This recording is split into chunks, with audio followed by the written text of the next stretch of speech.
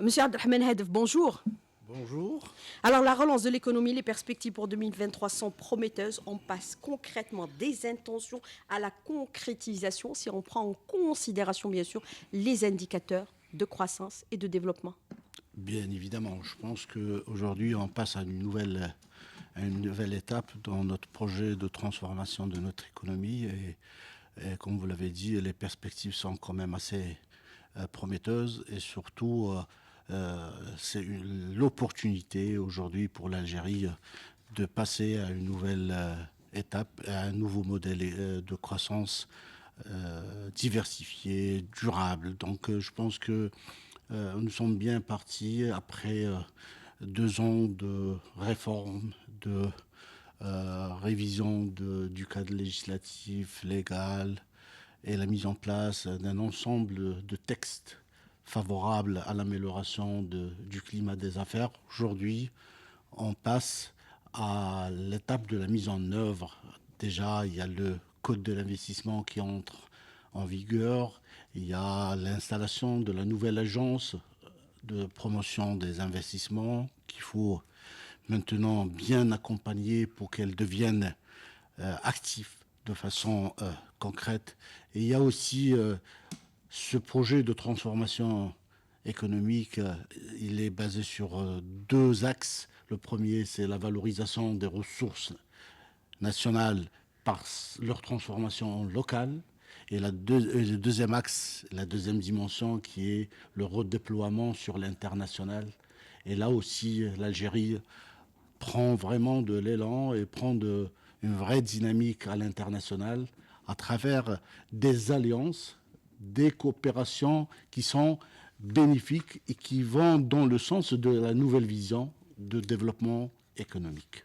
Mais justement, quand vous parlez un peu de déploiement de l'Algérie au niveau international, on s'achemine bien sûr vers une adhésion au niveau des pays du BRICS. C'est important aujourd'hui, puisque déjà hier, il y a eu un acte important au niveau des affaires étrangères qui a permis bien sûr de concrétiser l'initiative de la ceinture de la route et du plan triennal de coopération dans les domaines clés 2022-2024 entre l'Algérie et la Chine. Et cette signature intervient dans le cadre bien sûr de la consolidation du partenariat stratégique global en cours entre l'Algérie et la République populaire de Chine. Et on sait que la Chine a été le premier pays à avoir reconnu l'indépendance de l'Algérie. C'était en 1958 avec bien sûr la conférence de Bandung. Donc les relations sont historiques. On les concrétise aujourd'hui, on se déploie. Bien évidemment. Et ça, c'est important. Je pense qu'aujourd'hui, les choses s'accélèrent, il faut reconnaître. Avec la diplomatie algérienne. Effectivement, qui est tellement dynamique et tellement efficace. Laissez-moi dire, parce que il faut déjà revenir à la réussite du sommet d'Alger pour la Ligue arabe. Sous l'impulsion du président de la République. Bien évidemment, c'était une réussite totale. Et le travail qui a été déjà enclenché dans la zone arabe. Et là, aujourd'hui aussi, on passe à une vitesse supérieure avec les autres partenaires. Aujourd'hui, on signe avec la Chine les 2 accords qui sont très important pour la mise en œuvre d'une coopération réelle. Donc, il y a l'accord relatif à l'initiative Ceinture et Route et le deuxième accord relatif à une coopération efficace et concrète du partenariat algéro-chinois qui va dans le sens, je pense, c'est une action qui vient un peu préparer le terrain pour les projets, pour l'entrée en exécution de projets tels que celui du grand port du centre de Hamdaniya, et aussi les autres projets tels que le projet je parle des projets structurants bien évidemment, celui de Rajbilat et autres ports et autres projets de grandes infrastructures de base qui vont permettre à l'Algérie un peu de passer à un stade quand même et à un niveau supérieur en termes d'aménagement du territoire qui va dans le sens de cette éventuelle adhésion dans le groupe des BRICS. Et bien sûr, il y a la coopération avec la Russie, puisque le président a été officiellement invité par son homologue russe. Il y a aussi le dialogue stratégique avec les États-Unis qui va être concrétisé prochainement au niveau de Washington. Il y a aussi le partenariat avec l'Union européenne et aussi le déploiement de l'Algérie au niveau du continent africain. Et c'est une priorité des priorités du président de la République, puisque c'est notre prolongement naturel. Les gisements et les opportunités sont importantes, que ce soit dans l'industrie, les mines, les terres rares, puisqu'on va les exploiter également, et l'économie de la connaissance. Effectivement. Je pense qu'aujourd'hui, l'Algérie, elle est résolument décidée à mettre en valeur toutes ses richesses. Et ses potentialités. Les potentialités. Et les gisements dormants. Et ce qui est intéressant aujourd'hui, c'est qu'elle est en négociation et pour parler avec l'ensemble des partenaires. Et on s'ouvre au monde entier. Bien évidemment. Et ceux qui vont dans le sens de ses intérêts auront la chance de travailler avec l'Algérie. Donc aujourd'hui, on n'est plus dans une perspective d'attendre, mais on est dans la proactivité. Et l'Algérie est en train de voir les voies et moyens pour développer ce partenariat. Vous parlez de Russie, vous parlez de l'Europe, des États-Unis et bien évidemment de l'Afrique. La perception change aujourd'hui. L'Algérie n'est plus un marché, mais un pays d'investissement. Bien évidemment. C'est ça, ce que véhiculent aujourd'hui les plus hautes autorités de ce pays. Bien évidemment. D'ailleurs, déjà, comme on l'a rappelé avec l'entrée en vigueur de la nouvelle loi sur les investissements, qui est déjà un outil qui va permettre déjà de mieux communiquer sur l'image et la destination de l'Algérie. Donc l'agence va travailler dans ce sens-là pour une meilleure attractivité des investissements directs étrangers, mais surtout mettre en valeur les potentialités. On a énormément, et je pense le fait d'afficher l'intention d'intégrer aux BRICS, c'est qu'on est en train de mettre la barre très haute et aussi de dire que l'Algérie dispose de tous les atouts pour devenir un pays émergent à l'horizon 2030. Mais il faut éviter les erreurs antérieures, c'est-à-dire de pervertir un peu les intentions aujourd'hui, monsieur Hedef, puisque pour l'automobile, nous savons que c'est un moteur de croissance pour notre économie, mais on passe de l'importation vers la production. Il faut éviter que cela ne dure trop longtemps. Il faut respecter le cahier de charge avec toutes les dispositions qui stipulent. Bien évidemment. Déjà il faut faire une grande révolution dans la gouvernance des affaires économiques. D'ailleurs, le Premier ministre, lors de l'inauguration de l'Agence algérienne de promotion des investissements, l'a bien rappelé, en s'adressant à la presse et aussi aux employés de l'agence, en leur disant... Et à l'opinion publique. En leur disant clairement, il est important aujourd'hui de changer d'approche de gestion des affaires économiques de l'investissement, d'une approche purement administrative, comme ça a été le cas, et on a vu les résultats, à une approche purement économique. Donc lorsqu'on traite un dossier d'investissement, il faut avoir dans l'esprit que l'Algérie a besoin de réaliser de vrais investissements. On n'a plus le temps de perdre dans des investissements fantoches. Aujourd'hui, on a besoin d'avoir des investissements à la hauteur des aspirations de l'Algérie. Je l'ai dit, on veut devenir un pays émergent. Ça veut dire, en chiffres, aujourd'hui, nous sommes à un PIB par habitant à une moyenne de 4 000 $ et on veut atteindre les 16 000 $. Vous voyez, on veut multiplier par 6 notre PIB. De 140 à 160, la moyenne de milliards de dollars par an, à 700 jusqu'à 800 milliards de dollars par an. Et ça, c'est très important de l'annoncer, parce que c'est ça les objectifs. Aujourd'hui, le président de la République, il faut le rappeler aussi, il est clair dans ses directives par rapport aux politiques sectorielles, lorsqu'il s'adresse à l'industrie, en disant qu'il faut atteindre une participation de 10 à 15% dans le PIB, déjà, c'est un objectif. Les exportations, qu'il faut atteindre les 10 milliards. L'agriculture, où il faut dépasser les 25 milliards. l'économie de la connaissance, vous l'avez bien cité tout à l'heure, qu'il faut dépasser les 5% dans le PIB. Tout cela, c'est des objectifs bien clairs et clairement affichés.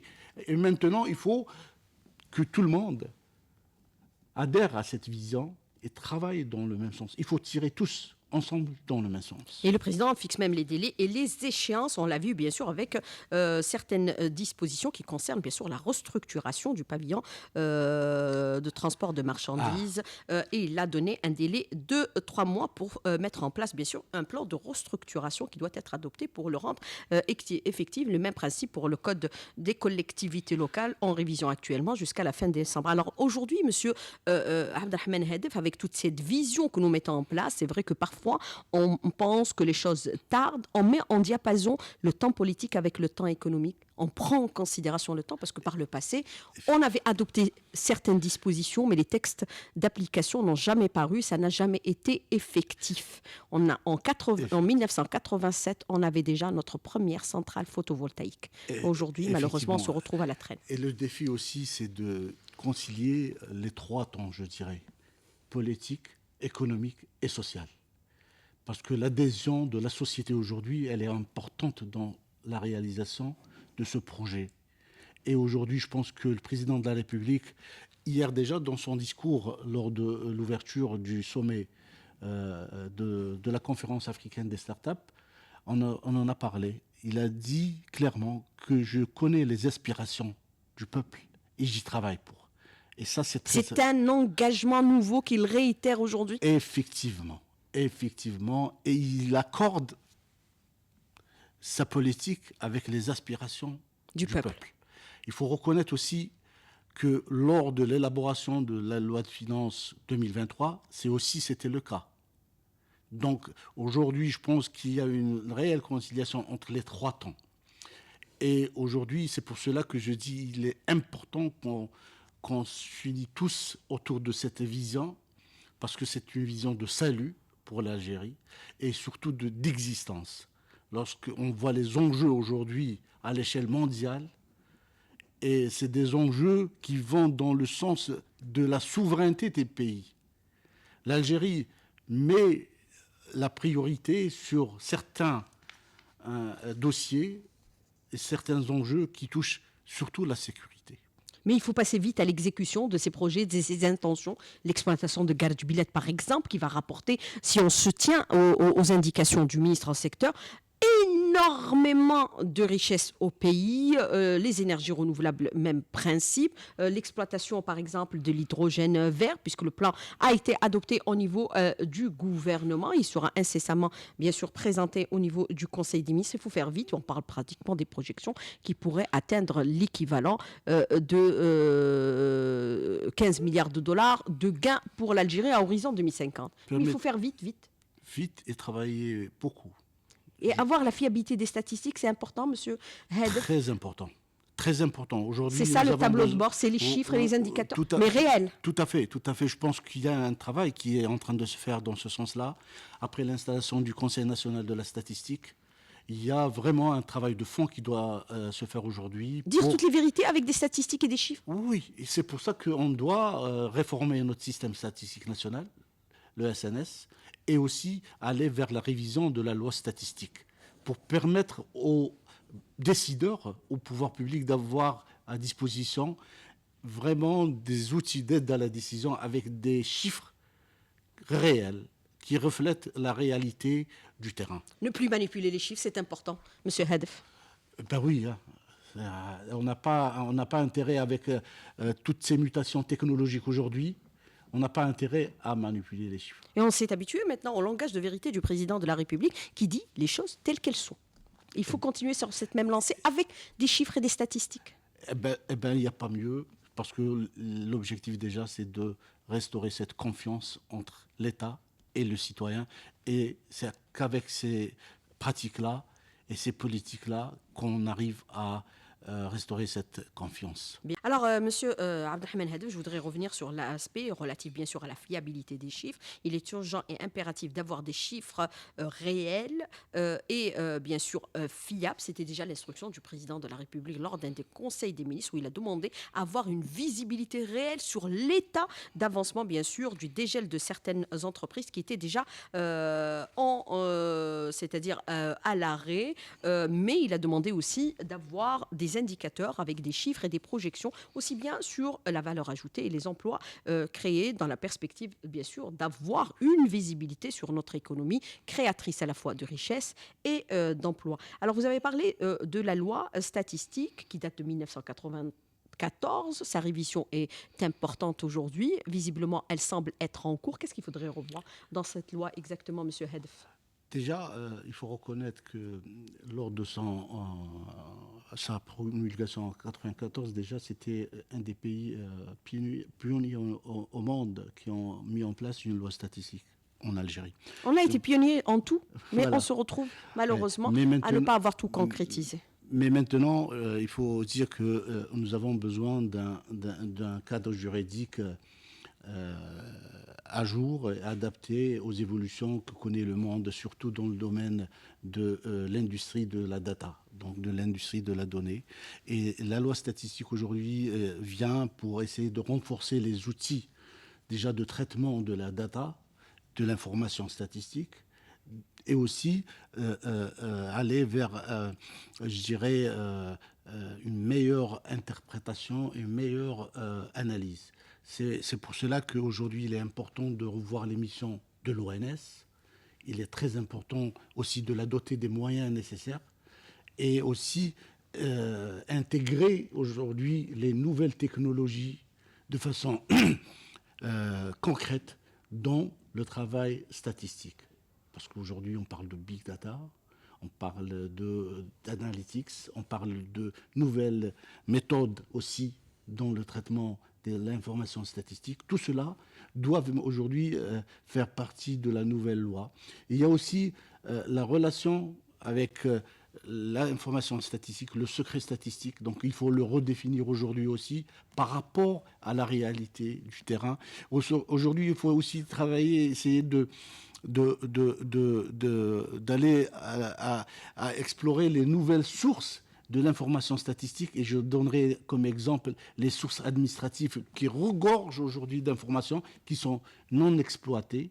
Donc tout cela doit aujourd'hui faire l'objet d'un travail au niveau du Conseil national de la statistique qui va déboucher vers une révision de la loi statistique qui permettrait, parce qu'il faut reconnaître, il faut dire aussi, hein, c'est un des engagements du président de la République.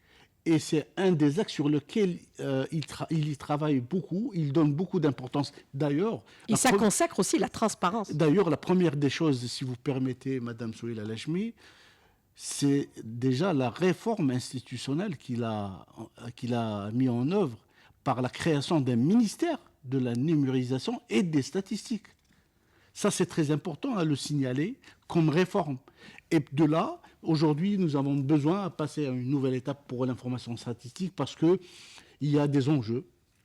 Aujourd'hui, on parle de la révision du SNAT, donc du schéma national d'aménagement du territoire. On va en parler demain.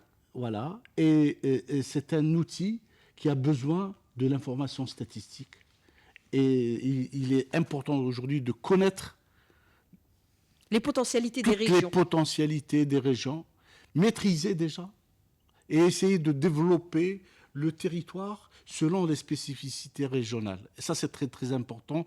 Et l'outil statistique, il est un outil de grande importance dans l'aide à la décision pour déjà l'élaboration des politiques publiques et surtout pour leur mise en œuvre et le suivi. Et le président de la République, on en a parlé, il a donné comme exemple aussi le secteur agricole, où il voulait avoir l'information exacte par rapport au cheptel, par rapport à la production nationale, par rapport tout cela, parce que ça va lui permettre de définir les politiques qu'il faut mettre en œuvre pour réaliser déjà notre sécurité alimentaire, parce que c'est un enjeu aujourd'hui stratégique. Il est important que les choses aillent dans ce sens-là. Et le recensement du cheptel est en cours actuellement à travers le territoire national. Et ça donnera de la visibilité pour aussi lutter contre l'informel, parce que le secteur évolue aussi à raison pratiquement peut-être de 70% dans l'informel. Alors, et puis, sur la question des territoires, le nouveau ministre de l'Intérieur est à cheval sur cette question. Je voudrais revenir avec vous par rapport à la fiabilité des chiffres. Vous avez parlé de statistiques confidentielles. Est-ce qu'on peut considérer que même dans les chiffres, on ne donne pas tout? Il y a le secret statistique. Oui, vous avez parlé de secret, voilà. Le secret statistique consacré par la loi et par la Constitution. On ne donne pas tout? Bien évidemment. C'est pour cela que ça reste un secteur hautement stratégique pour l'État. Donc l'information est gérée par un organe officiel qui est l'ONS. C'est l'organe qui gère la statistique en Algérie, qui définit les méthodes de calcul, qui fait la comptabilité nationale. Tout cela doit se faire pour ne pas, ce n'est pas par monopole, par souci de monopole, mais surtout pour ne pas laisser les choses aller dans tous les sens. Et bien sûr, il sortira un peu de son sondage habituel sur l'inflation et puis le recensement par rapport à la question où le travail fait par rapport, c'est-à-dire au taux de chômage. Il élargit aujourd'hui sans un éventail. Je voudrais revenir avec vous. Vous avez parlé du secteur, bien sûr, des statistiques, le ministère et de la numérisation. Aujourd'hui, comment concilier numérisation et innovation pour aller créer 1 million de startups, c'est ce qui a été annoncé hier. On avait déjà parlé par le passé de 2 millions de PME qui n'ont jamais été malheureusement créées. C'était en 2007. Monsieur Hedef. Écoutez, je pense qu'aujourd'hui, l'économie passe dans une nouvelle ère, qui est l'économie basée sur la connaissance. Donc aujourd'hui, la connaissance devient un moteur de croissance, et surtout à travers ce qu'on appelle l'innovation. Et aujourd'hui, on parle de nécessité de créer des entreprises, mais il faut mettre les conditions qu'il faut. Hier, il y a eu dans le discours qu'il fallait créer... Bon, on aurait quelque chose comme 1 million de porteurs de projets pour l'année 2023. Porteurs de projets. Porteurs de projets, pas d'entreprise. Pour bien comprendre. Voilà, porteurs de projets. Maintenant, il est très important que cet écosystème évolue. Il faut le faire évoluer. Très rapidement. C'est une condition sine qua non. On ne pourrait pas avoir une vraie économie de la connaissance. Quand on parle d'évolution de l'écosystème, moi je parle surtout de la libération, libérer les initiatives dans cet écosystème. Mettre à la disposition des acteurs des vraies infrastructures d'accompagnement. Sortir de la configuration classique que tout passe par Alger. Il faut que les choses soient décentralisées au maximum. Et délocalisées. Voilà. Et surtout décentralisées. Il faut laisser les acteurs locaux s'émanciper. C'est pour ça peut-être qu'il y a eu hier la participation du ministre de l'Intérieur et des collectivités locales. J'espère que ça serait dans ce sens-là, parce que sa présence, effectivement, était remarquée. Est remarquée, et elle est importante. Parce qu'aujourd'hui, lorsqu'on parle de start-up, lorsqu'on parle de digitalisation, mais c'est surtout sur le terrain que ça doit se faire. Ce n'est pas à Alger seulement, mais surtout dans le terrain. Numérisation du service public également. À un moment donné, moi j'aurais aimé que les nouvelles wilayas, les 10 nouvelles wilayas, soient des nouvelles wilayas intelligentes.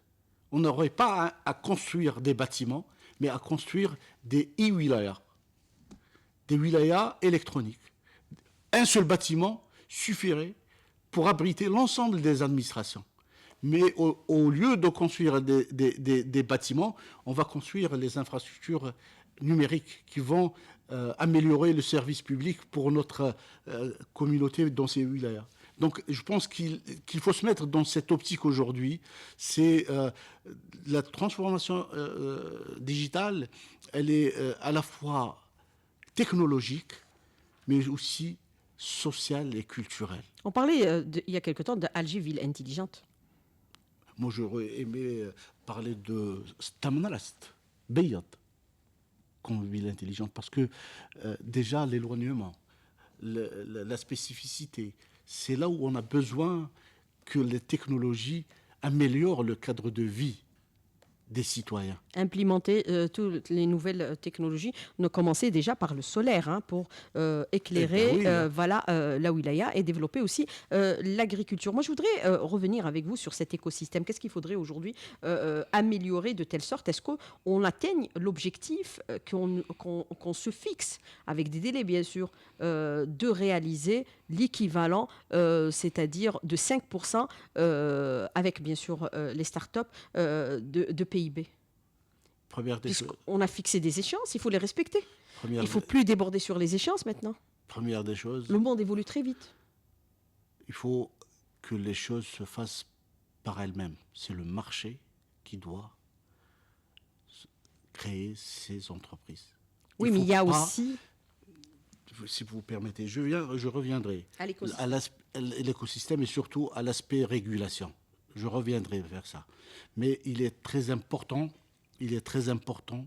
que le marché aujourd'hui soit libéré. Quand je parle du marché, je vise particulièrement la nécessité de réviser la réglementation des marchés publics. Dans le domaine du numérique et des startups, il faut reconnaître que c'est une règle de 80-20. Et les 80%, c'est la commande publique. Et Le Premier ministre a annoncé la révision du Code des marchés publics. Et la révision du Code des marchés publics. Mais il faut faire vite. Hein. Faire vite, mais surtout intégrer. Ça fait 2 ans qu'on parle bien sûr de la révision de la loi sur la... Parce que quand on parle de Code de marché public, il faut intégrer le travail des startups. C'est comment évaluer l'innovation, les projets innovants, comment faciliter l'acquisition des solutions innovantes par les startups, etc. Tout ça doit être un peu intégré dans cette révision du marché de la réglementation des marchés publics. Deuxième point qui est très important aujourd'hui aussi, c'est l'aspect financement.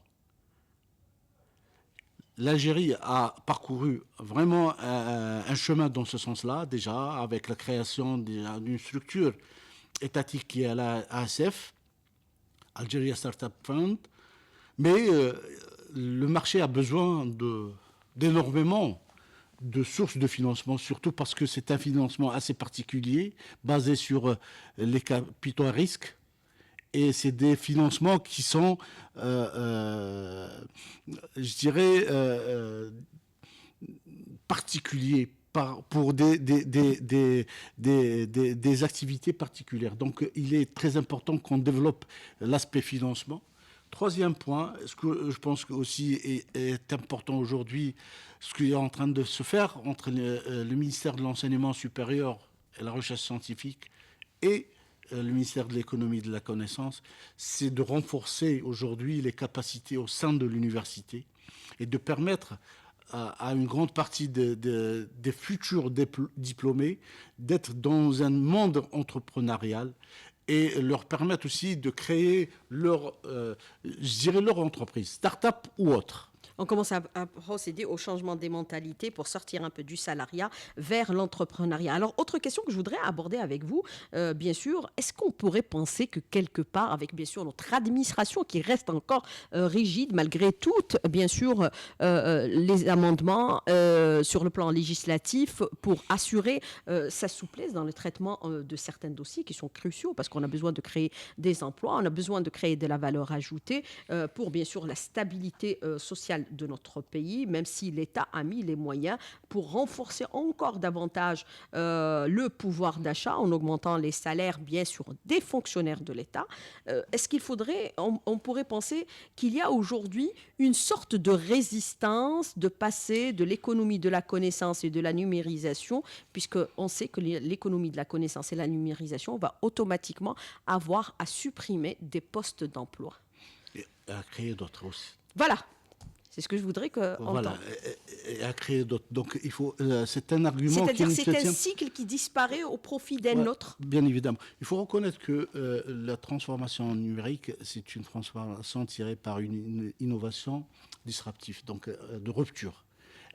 effectivement, elle est en train de casser les anciennes organisations.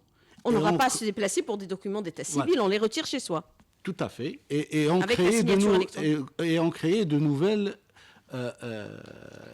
organisations. Et là, il faut maintenant, c'est pour ça que je dis que... C'est pour ça qu'il y a de la résistance, Oui, quelque part. Voilà, c'est pour ça que je La dis résistance au changement. que c'est une transformation et c'est des mutations socio-culturelles. Cette résistance, elle est dans ce sens-là, c'est dans les mentalités.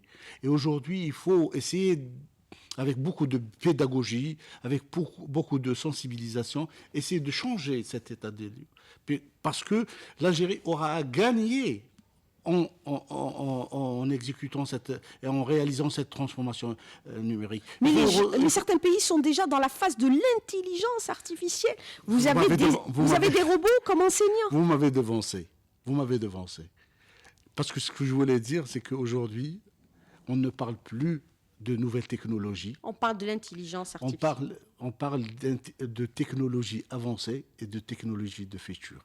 C'est la deuxième vague. On est rentré déjà dans la deuxième vague de la numérisation. C'est les robots qui vont remplacer les hommes. C'est les robots, c'est le deep learning, c'est les machine learning, c'est le cloud, c'est l'intelligence artificielle. Ah ben, en Corée, ils ont utilisé le premier véhicule sans conducteur, avec réussite.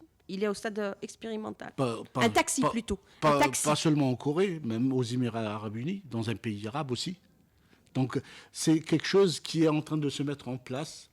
Et si vous permettez... On parle du véhicule hybride, mais je pense que dans quelques temps, on sera complètement dépassé.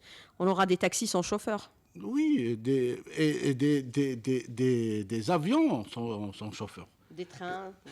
Et si vous permettez, j'ouvre une parenthèse sur ce sujet-là. C'est pour dire aussi que l'Algérie a fait des avancées par rapport à tout ce qui est infrastructure de base, donc tout ce qui est infrastructure donc télécom. Et là, il faut le mentionner, qu'on est passé par exemple, pour la bande passante internationale d'une capacité de 2 Tera à 7,8 Tera en 3 ans. Il a annoncé le ministre récemment. Non, il faut le signaler, et ce qui a placé l'Algérie parmi les meilleurs dans la région. Mais nous, on compte sur le niveau de notre connexion sur le smartphone. Et là, on ne le voit pas réellement.